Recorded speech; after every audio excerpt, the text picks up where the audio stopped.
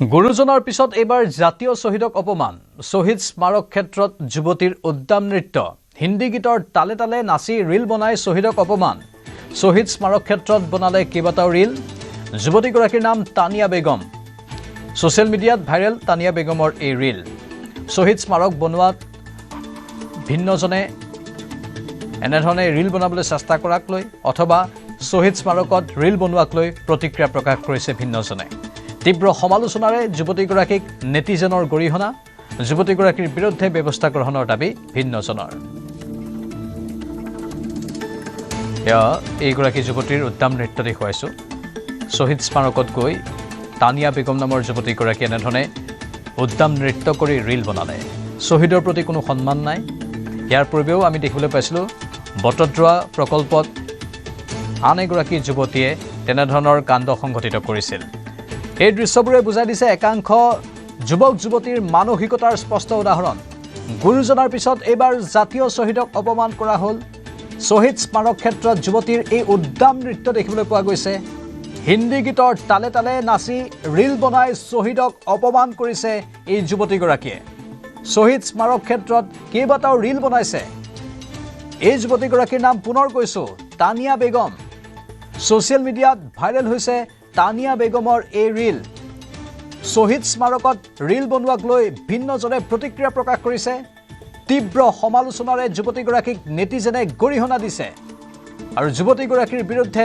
ব্যৱস্থা গ্ৰহণৰো দাবী জনাইছে ভিন্নজনে ইয়াৰ পূৰ্বে বটদ্ৰৱা প্ৰকল্পত কেনেধৰণে আন এগৰাকী যুৱতীয়ে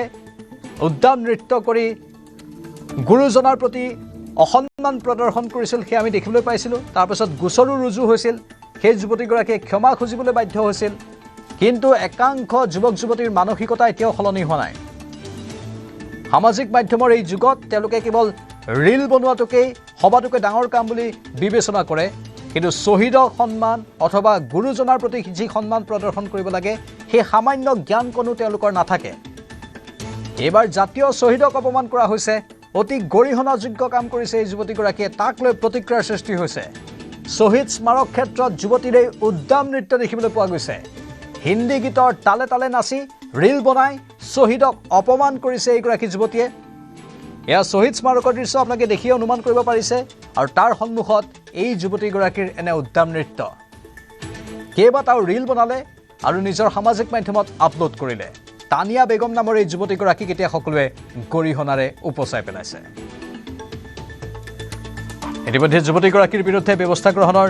দাবী উত্থাপন কৰিছে ভিন্নজনে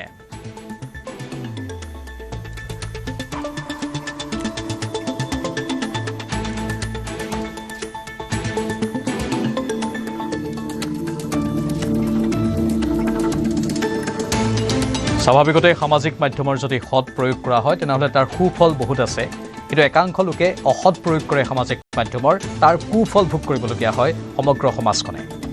সমাজত বিষবাষ্প বিয়পাই দিয়ে এনে একাংশ যুৱক যুৱতীয়ে কিছু অশালীন বা কৰিব নলগীয়া কাম কৰি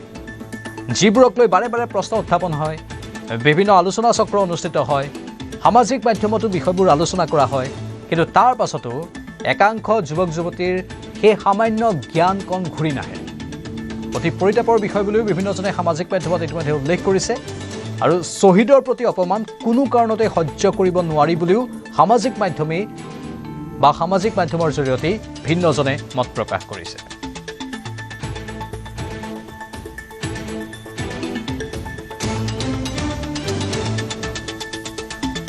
ইফালে বটদ্ৰৱা প্ৰকল্পত আন এগৰাকী যুৱতীয়ে কেনেধৰণে উদ্দাম নৃত্য কৰি ৰীল বনাইছিল সেই দৃশ্যও আমি দেখুৱাম এইগৰাকী যুৱতী বটদ্ৰৱা প্ৰকল্পত